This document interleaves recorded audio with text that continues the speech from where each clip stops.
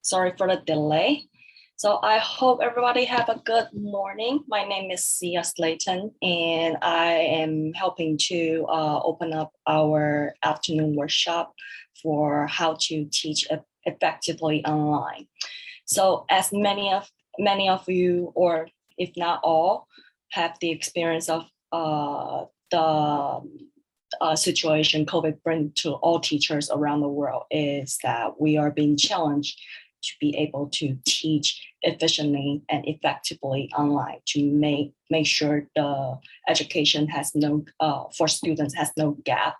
But of course, that pose a lot of challenges and a lot of roadblocks along the way.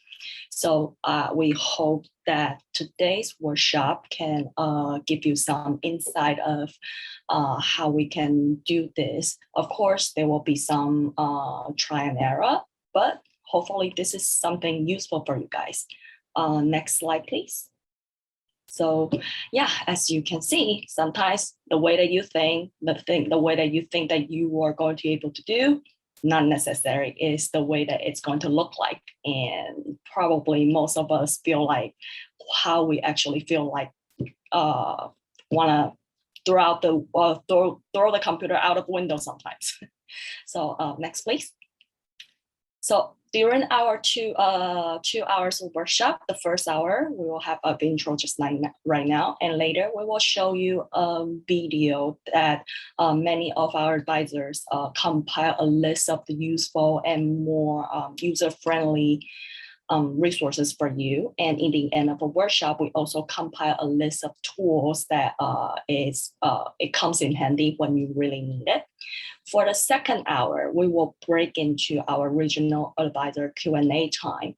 And in the last slide, we will share with you the Google chat room. Okay, next slide, please.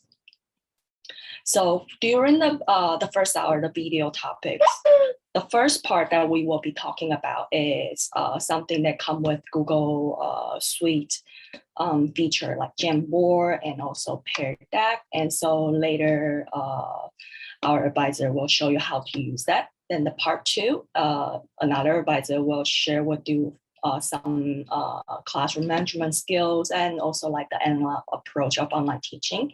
The next part, we're going to share with you some best online teaching practices and share with you some resources that we have. And we'll wrap it up. And at 2:50, we're going to have 10 minutes break. At 3 o'clock, when we come back, then we're going to break out. So can we share the next slide, please? So this is the breakout room, and it's also, I believe it's also posted on our agenda. And so if you are in the northern region, then go to this chat room and so on. So without further delay, so let's look at the video resource that our advisors compile for everybody.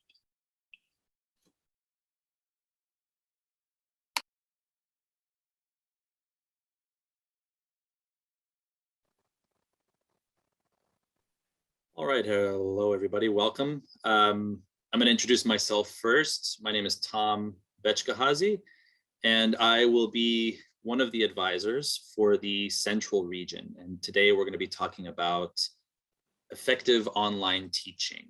Celine, you want to introduce yourself? Hey everybody, my name is Celine. I will be one of the advisors in the Southern region. And I'm the third person presenting today, also in the Southern region. My name is Sean, and we met about 50 of you last night here, your morning. So it's good to be streaming to the whole big family this morning here in California. So without further ado, I'm going to share my screen and start by talking about some online tools that you can use to create some great interactive lessons. The first thing I'm going to do is open a Google slide. And this is preset. This is from a previous training I did. When you use something like this add-on, which I'm going to talk about in just a second, you do have to go to the add-ons menu here and just click on that and go to get add-ons. And usually if you're in Google, it'll automatically pop up. You can see it's already installed, but usually it's one of the first things that shows up. If not, you can just search for Pear Deck and it'll show up. And it does have both a free and a premium version, but the free version is wonderful and very accessible for everyone's needs. So once you've added it on and you've given Google permission to do all of the things it needs to do to work with Pear Deck, you can just click on the Pear Deck sign up here and start the lesson. Now, as you can see, I've already populated the slides with a lot of content. The wonderful thing about Pear Deck is that it already has preset menus. So if you click on this, for example, you're going to see that you have the option to add an interactive question. And they also have a template library here. But the best way to learn how to use this, instead of watching me talk about it, is to just download Pear Deck and play with it on your own. So I'm just going to show you what it looks like when other people join your class. And then my recommendation is to go in, add it on your own, maybe call somebody else on Zoom and just practice with it. That's how I learned. So I'm going to start the lesson. And I'm going to choose instructor paced activity because I have 2 students here with me, but you can do a student paced activity, which is great for asynchronous reasons. So I'm going to click instructor paced. Okay, I'm going to start a new session. And in just a moment here, you should see a pop-up, a window that says, that has a link.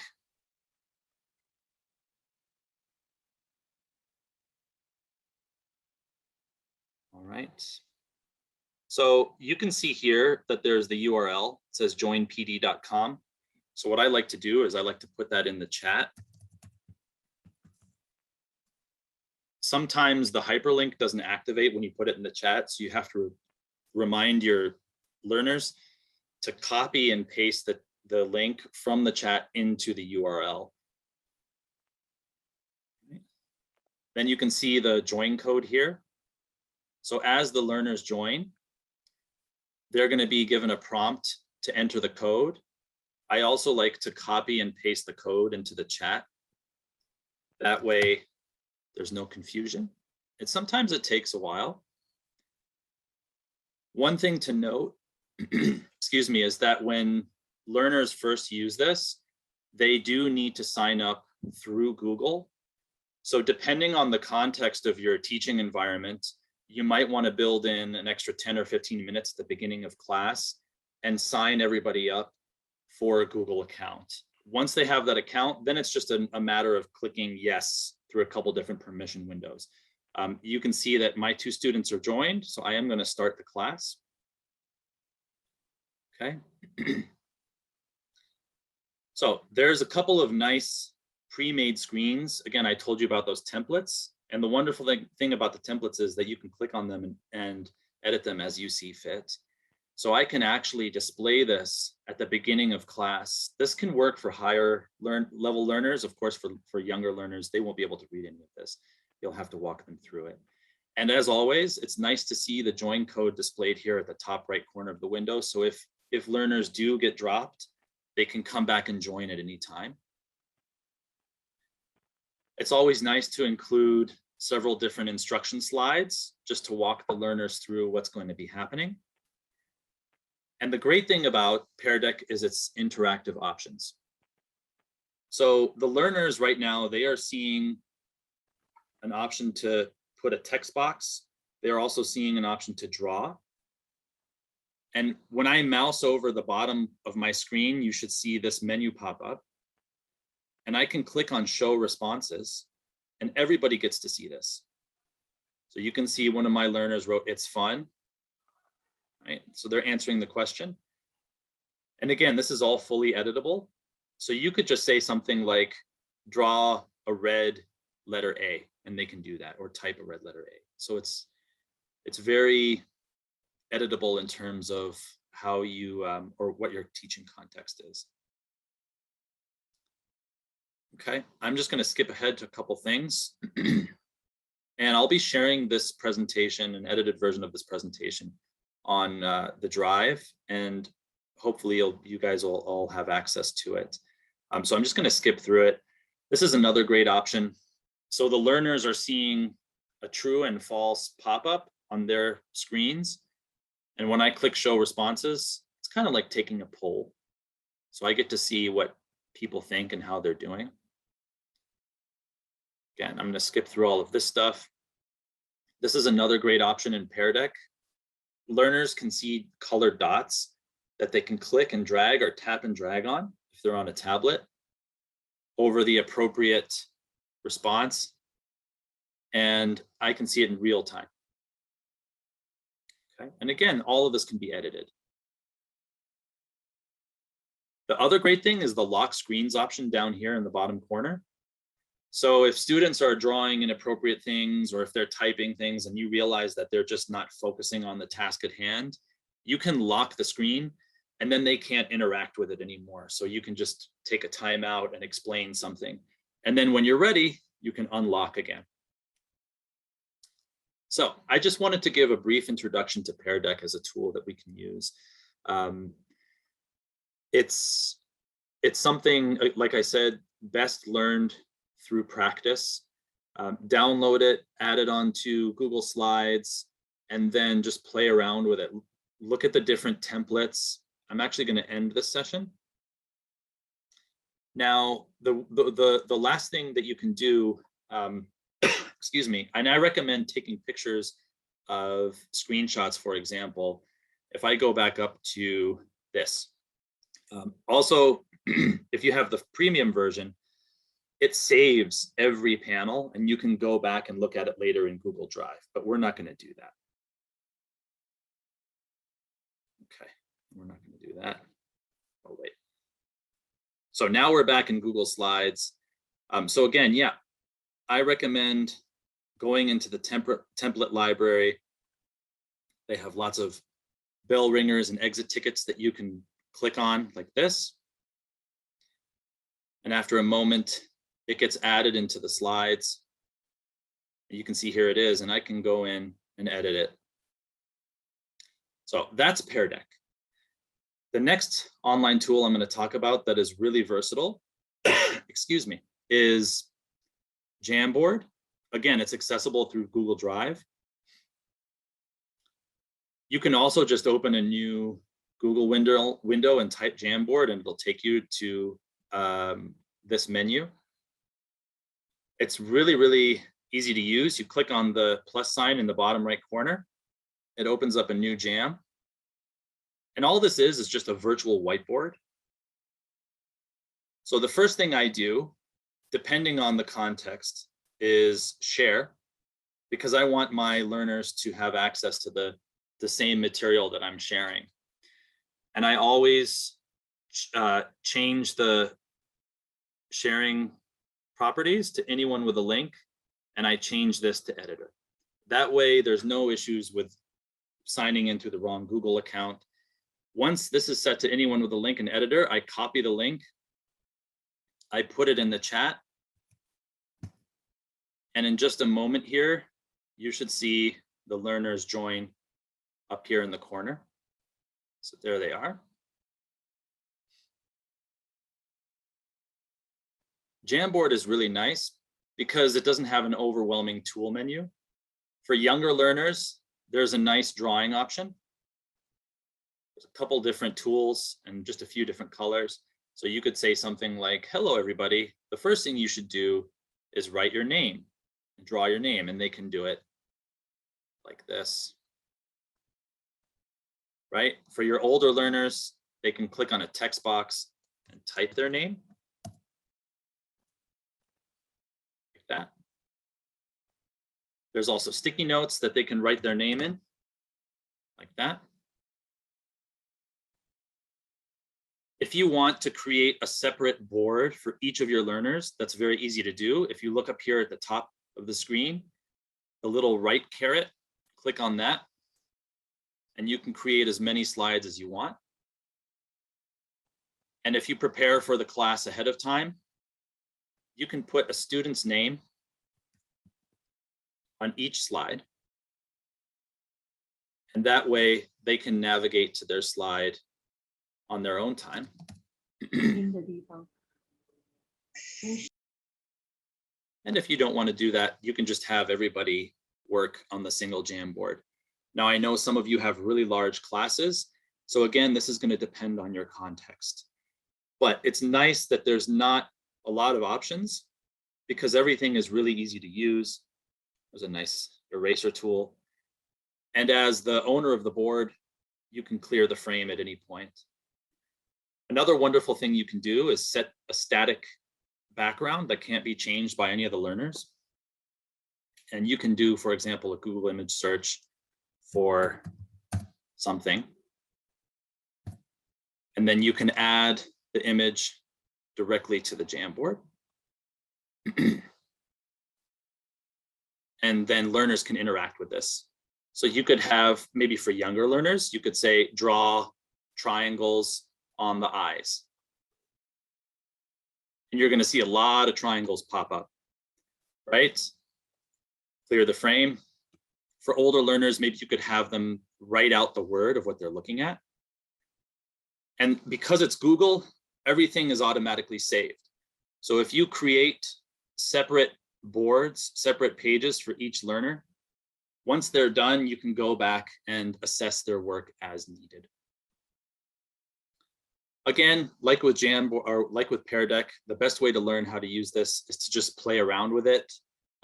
Call up one of your fellow ETFs through Zoom or Google Meet and just practice. And the nice thing about doing this through Google Meet has a Jamboard option directly built into it, which I'm sure some of you have used in the past. So yeah, that's it for now. I don't want to go into too many more options just because I think Pear Deck and Jamboard are the most flexible and most accessible of all the online tools that they require the least amount of signing up, the least amount of instruction. So when you're trying to wrangle a class online of 30 learners or more, this is a great option. All right, so I'm going to stop sharing and pass the mic to Celine. Yeah, great ideas, thank you, Tom. So these are online tools, but sometimes little ones, you know, maybe even younger, who might need a little help with the technology part of it. What you can do is, especially at the beginning, to get them trained for technology vocabulary, such as, you know, it's simple as, you know, mouse click, right click. If you want them to type, you can use some actual props or you can just print some pictures.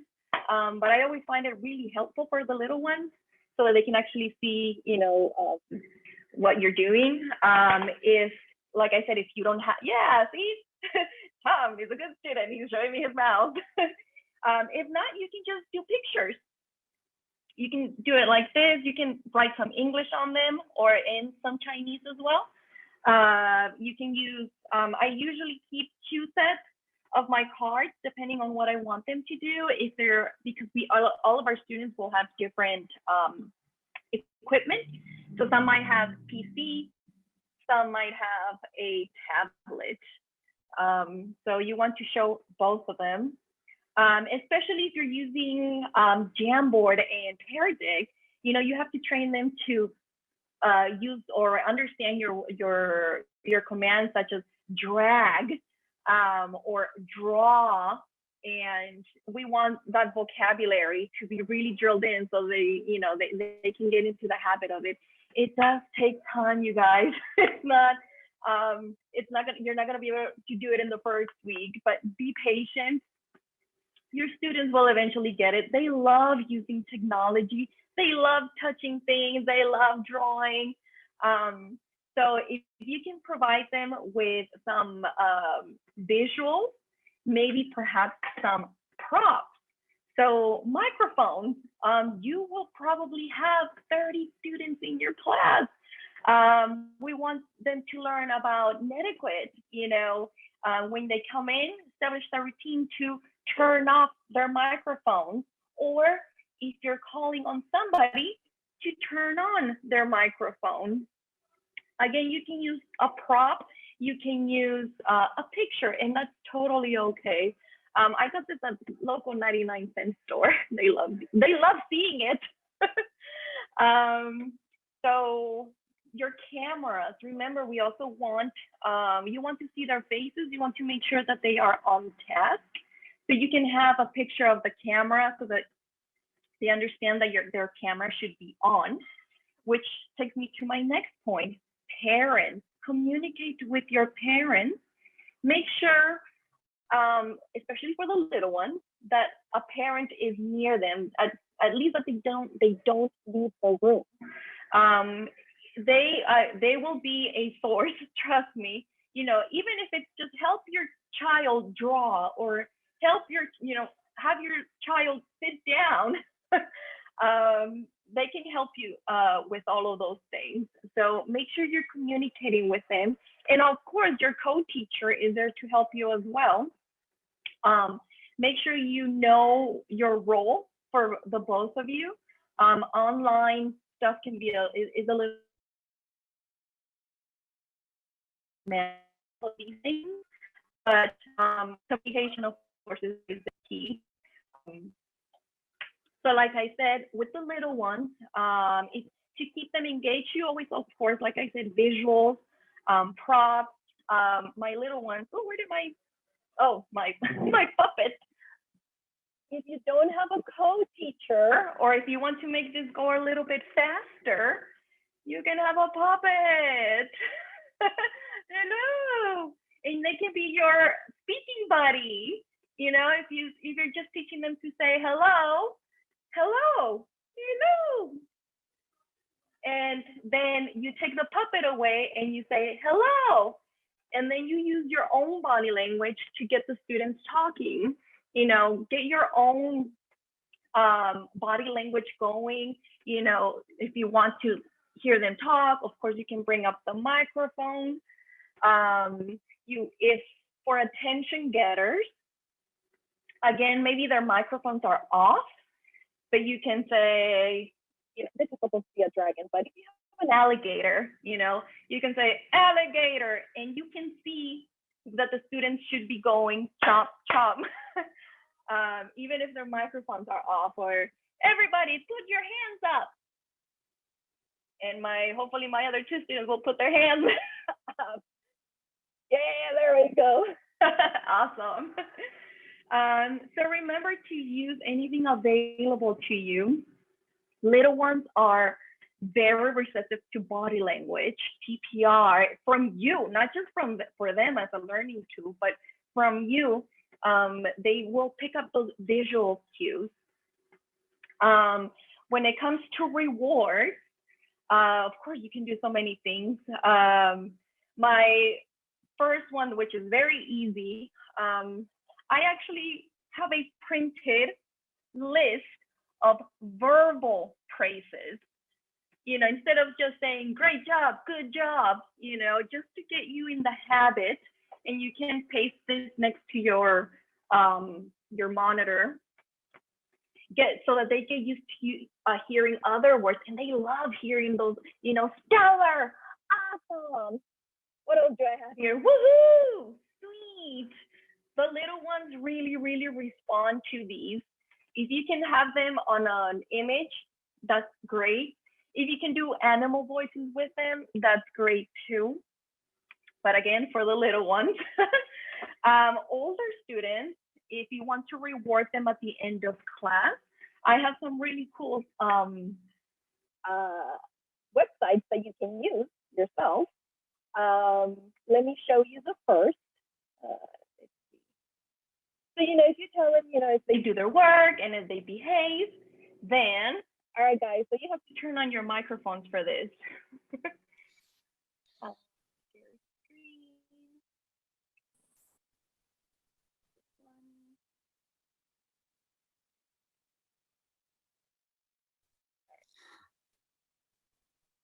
So this is called Guess the Picture. So what you do at the end of class, if you say, hey guys, let's play a quick little game. And you have many videos here. Let's see, maybe I think this is good. So you play it for your students. And you'll see everybody has to turn on their microphones as we did right now.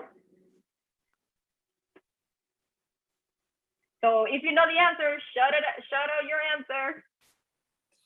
Orange? Looks like a purple onion.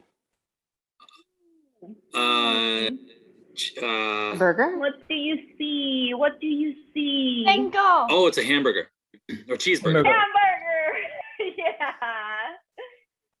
So it keeps it says 2 points, so you can play it by points, or you can just say, it's just fun to guess the picture.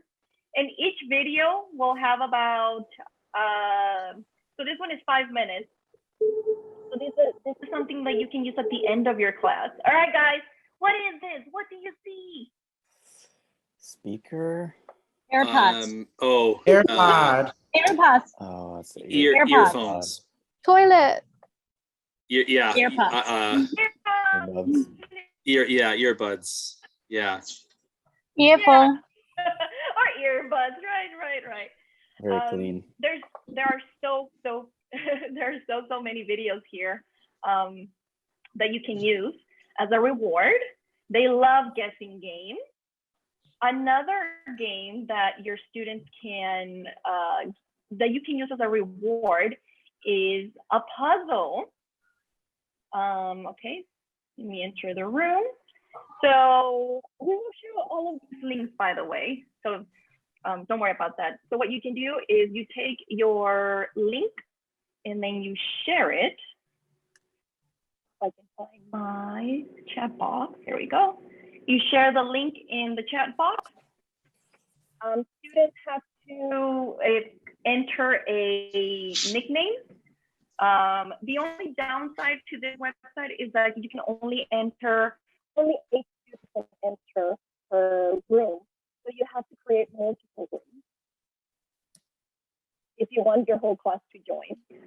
All right, guys, did you get the link? Yep. And then We have 3 choices. you can. I just chose the butterfly version again. Oh, the butterfly. Oh, I see Tom. There's Tom.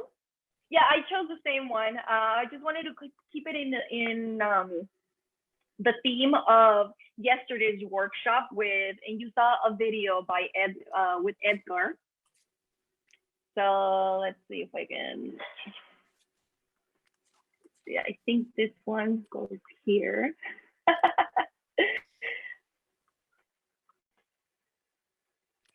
Oh, there we go. I can do this all day. Right? Yeah. It's even fun for us adults, right? Oh, this one goes here. Yeah. So this is another reward that you can give your students. You can choose different pictures. I don't know if do you guys think we'll get it done? We were faster before. We were faster. So much pressure. But the way you flip the pieces is you do a right click. So see, you have to teach your students a right click to flip it. Oh, that doesn't go there. I don't think this one goes here. Is there another corner? Oh, this one.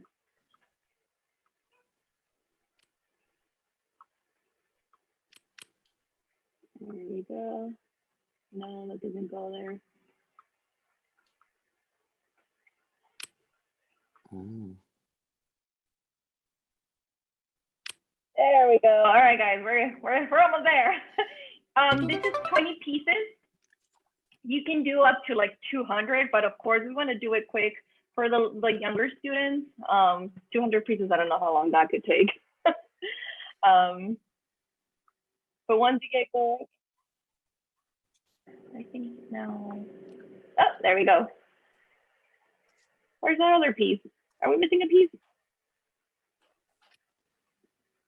Yay! And as if you remember from yesterday's workshop, it was on the life cycle of a butterfly. So that's why I chose a butterfly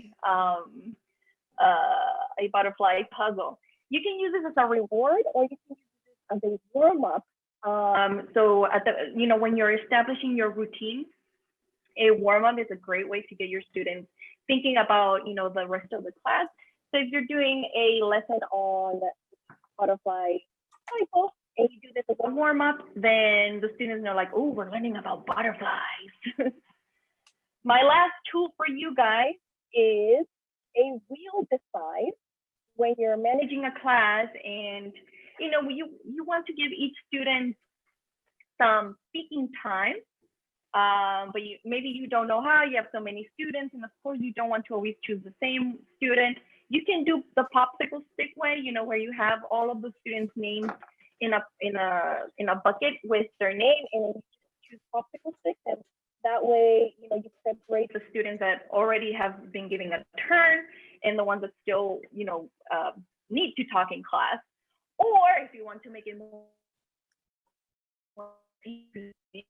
you will decide, and you don't have to download or install anything. And whose turn is it to speak? Oh no. Oh no. Yeah, it would be Sean's turn to speak.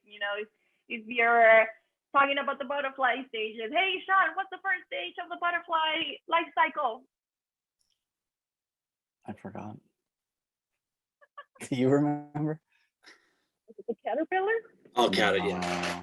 That was a second. The egg, right? Is the egg, caterpillar. Oh, the egg. Yeah, I remember that. It was the egg. Yeah, you're right. See? So anyways, that just adds a little bit of suspense to, whose turn is it to talk. So yeah, those are the tools I have for you for your class management. I hope they're somewhat useful for you guys. But just remember the little ones: visuals, props, body language, on a little bit of suspense. They love that. So yeah, that's what I have for you guys. I'll turn it over now to Sean, who will share some awesome resources. Thanks, Celine. Those were really fun. And to Tom as well, I think PearGrid, right, is really cool. I hadn't heard of it before, but I like how accessible it is and how kind of stripped down. So we really only have about 10 minutes left. Ideally, we would have more time. We would be face-to-face. We could have PowerPoints with a lot of screenshots to show you some of the activities and some of the approaches I want to talk about. And as Tom and Selena and I were prepping, we realized we're all new advisors. So we couldn't turn and ask an older advisor, oh, what's really the situation in Taiwan like? Because I think one of the ways to frame your preparation for effective teaching online is to break it down in terms of synchronous, what you can do live, what you can do in the moment, and what you can have students do alone, asynchronously. And obviously a lot of that depends on the skill level of your students, their ages, and just the context. And for each of you, it's a little bit different. So some of these things I'll mention, or the other speakers have mentioned, might not work exactly with your students, but the majority will have some kind of adaptation that you can try, right? And another thing to bear in mind, obviously, teaching remotely is new for a lot of us. Some of us were doing it pre-pandemic. I think hybrid learning was a bit more common, where maybe you meet in person once a week. I'm thinking of college students, but meeting once a week and then you're online another day of the week.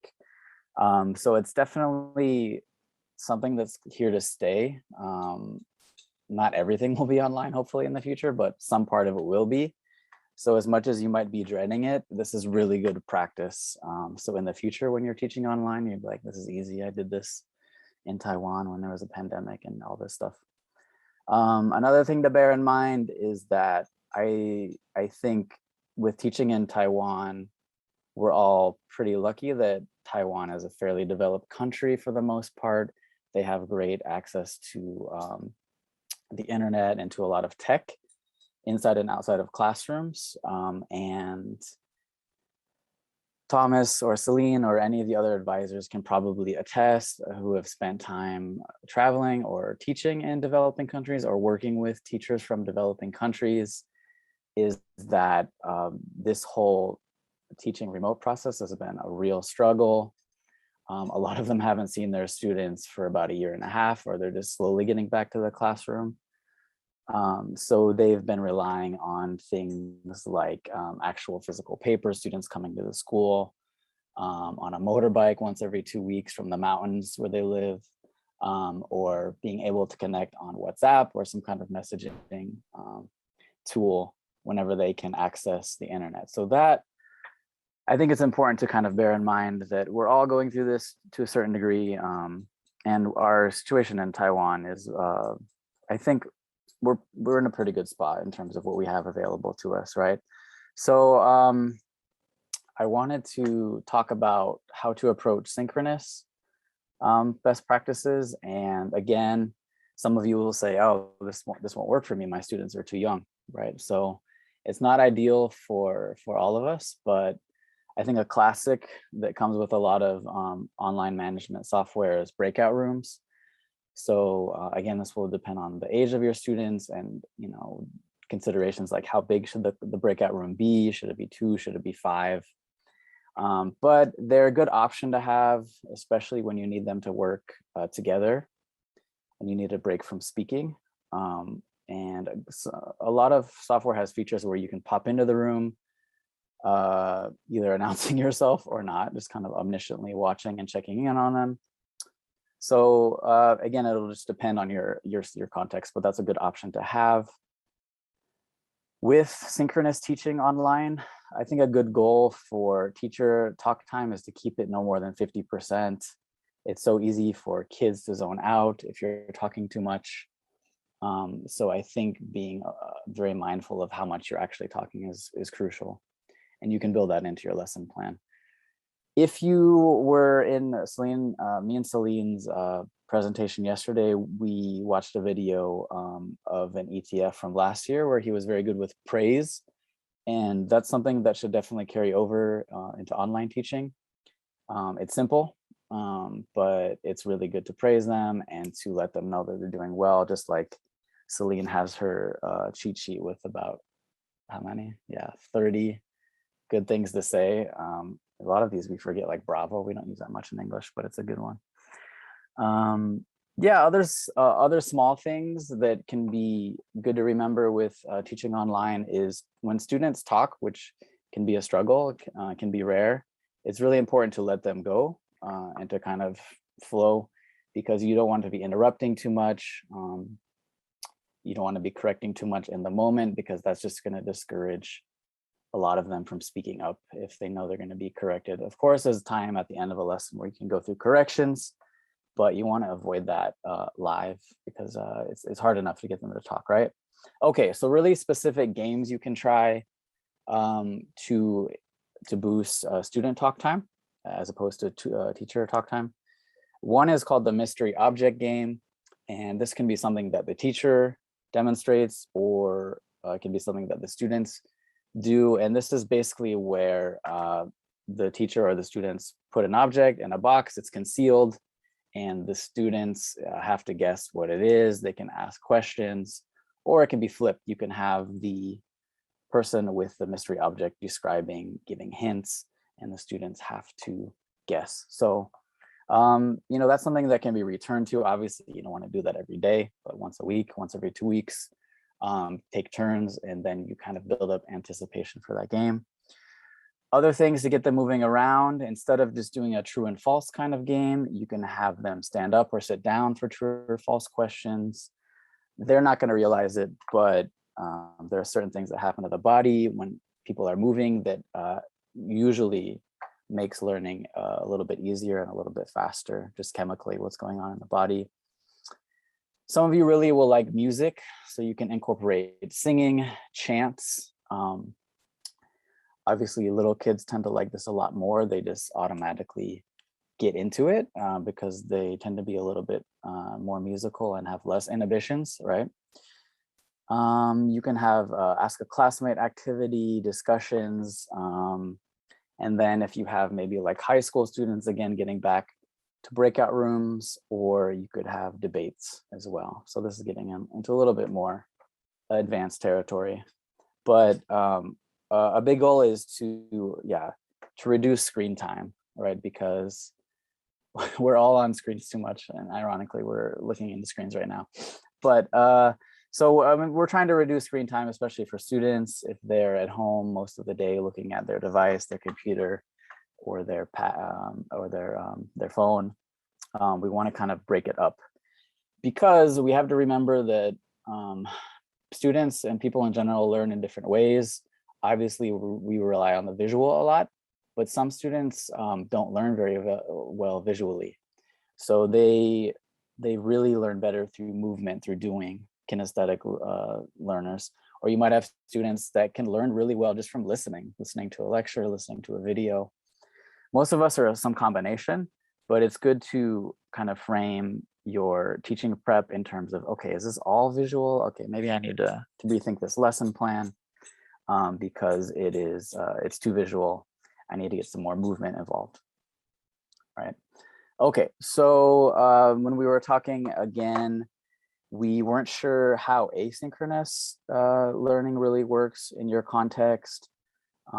It's great to be able to have students to learn and to do projects and homework, obviously, outside of the live sessions. But again, this will just depend on your school, your co-teaching situation, and the region or the school district, right? But outside of synchronous learning, which can be, a little intimidating, a little stressful, it's good to be able to rely on asynchronous things you can do. So in Taiwan, obviously Line is big. In a lot of countries they use WhatsApp. It doesn't require much bandwidth. So, with one bar, you can usually get some messages across, even for students if they happen to live in remote areas where you teach. So Line is great to rely on for sending videos, for example, sending assignments, getting feedback, and sending out reflection. So a few other games or software you can use for gamification or for learning. Tom and Celine have mentioned a few. I went back and reviewed a few of the American English live webinars. I used to help put those out, and they're really great for professional development. They're about an hour long, so we weren't gonna put you through even watching, 10 or 20 minutes of that. If you want, you can consult them. We're gonna put the 2 links in a Google Doc, or we'll share them later. But a few of my takeaways and things that I've used or I've heard good things about, in addition to what we've already mentioned, are Flipgrid. So this is good for video discussions, getting students to see what other students are putting out there, having that kind of cross feedback. Some of you, it's hit or miss. It works in some contexts, it doesn't work in others. Some people like it, some people prefer Kahoot. That's a big hit for a lot of teachers. Padlet is popular for some. It's kind of a more stripped down basic version of like a Google Classroom. So essentially, it's a notice board where you can share whatever you want, links, videos, files, and it's very kind of minimalistic, which some people like. One that I came across and I hadn't heard of because I haven't taught children recently. I haven't taught children online recently, but it's something called Chatterpix. And I liked it because it's working with the student environment. So they're at home, they're in the room, or they're in the living room. And it's basically making objects or animals or things talk, right? So in this case, the student took a picture of their cat. They can put little stickers and other designs onto the object. And then they can record themselves talking about something, whatever the assignment might be. And then they save it, the cat ends up talking in the voice of the student, which could be very hilarious, I think, for the teacher. So it's good. I think it's really fun for the students. It's entertaining for the teacher, and it's a good way to get them talking or doing an assignment without really thinking about it as an assignment. So that's Chatterpix. A couple other things to bear in mind. Right, so with teaching online, it's a bit two-dimensional. A way to make it three-dimensional is to get them working with objects themselves. So bring back paper. You can have them writing responses on paper and sharing that with the video. You can have them doing mapping, writing prep. Graphic organizers are really popular. And one thing you can adapt that I really liked in person is having like a gallery view. So when you have group work or where they're making a poster together on different topics, and at the end, they put it up around all the walls of the room, and then everybody can get up and walk around, see what other groups have worked on, give them a marker or a pen and have them be able to write questions or feedback. So if you can't do that physically in person, you can still have them put up their posters on the wall in their room, and everybody can share their screen and they can see what other students are working on. Another thing to remember with videos is to try to get them to keep their videos on. That's that's an uphill battle even with adult learners, but it starts with good habits, and definitely in the beginning. Yesterday with my group, we talked about good classroom management starts in the first month, first week, first day. And so this extends to this kind of topic. A few other reminders, right? Get physical, total physical response, have them moving around, learning by engaging physically with the material. So charades is a classic example. One that's really fun is a game like called Statues, or I'm sure it has other names. But so for example, you give a group, this is harder if they're not together, but if you can get them, if you can't do this in person, you can have them do it individually where they have to kind of pose as a certain statue. So thinking of like a sport, they can pose as a certain sport. If you're covering sports, they can pose like a basketball player, a baseball batter, a soccer player. So getting them to physically demonstrate that they know what the word is. Yeah, so when they're in their house, you have to engage with their space, right? In addition to doing something like the mystery object game, you can have a kind of guess what game where they go around their house, collect 3 items, put it on the camera, and they start to describe one of them. And then the students have to guess, oh, you're talking about the coffee mug, right? Students guess. I love Pictionary in the classroom. I like having them get up on the board, give them a word, and they have to draw a picture. That's harder to do from a distance, but you can still have them try like a real life Pictionary where they go into their backyard or to a park somewhere outside of the house and draw something, and then they share what they draw. The students have to guess what it is. It can be gamified. They can have a point system. So those are a few of the things I would mention in terms of framing your teaching in terms of doing it live, synchronously or asynchronously. And again, we are not sure yet how much flexibility you have with asynchronous teaching, but there's a lot out there. Can you imagine doing this like 20 or 30 years ago without the tech we have? I mean, we're pretty lucky. It's challenging, but we have a wealth of options. So you will find what works for you best. You'll have your own best practices. You will share those with other teachers someday. And, that's what we do. We help each other. So my part is done. I'm not sure if Tom or Celine, you want to come in with any concluding thoughts? I will just, I want to say thank you to Celine and Sean for sharing so much awesome information. And I'll close with a final little funny thing that I like to do sometimes. And this can be done on both Zoom and Google Meet. just changing the background, the virtual background of your screen can do a lot to lighten the mood, and depending on what you're talking about can set a tone. I have my creepy Halloween background here with the little figure that appears right there. So just one more tool, but at the end of the day, the best thing to do is just get online and try it. Try everything we've talked about, and remember that whatever works, the best practices that work when you're in-person teaching still apply to online teaching, right? You still want to interact as much as possible. You want to make it student focused. You want to keep communication lines open and clear, and everything that Celine and Sean talked about are things that you should just keep in mind as you teach online. So I think that's it. Thank you for watching, and good luck teaching online. And Tom, how are we gonna share our links? Are we gonna put that in the drive? Or? Yes, so we will be putting the links that we've discussed with resources, with videos, with all that stuff. We'll be putting the link in some sort of shared document that you'll either get from your regional advisors, and then we might also put those on Google Classroom. So keep an eye out for those in the next day or so. Thanks, everybody. Thanks. Bye.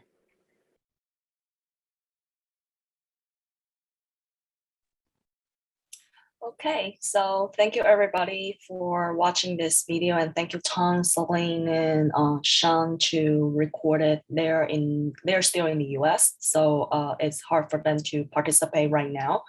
But thank you guys for joining us today, and I hope you find these tools easy to access, and then you can play them around and figure out which one is best suited to your context and to your need, and you can just try it out.